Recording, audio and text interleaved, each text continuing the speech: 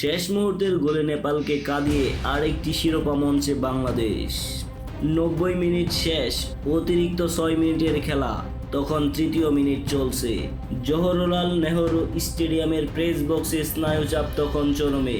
ঠিক সেই মুহূর্তে শামসুন নাহার জুনিয়র বক্সের অনেকটা ভেতরে ঢুকে বল ঠেলে দিলেন গোল লাইনের সামনে।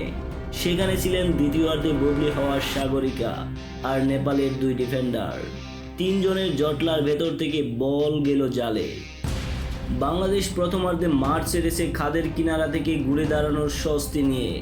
ঋতুপর্ণার অবিশ্বাস্য অলিম্পিকের গোলে স্কোর লাইন তখন 1-1। গ্যালারিতে আসা হাজারখানেক নেপালিকে স্তব্ধ করে উল্লাসে মাতল বাংলাদেশ।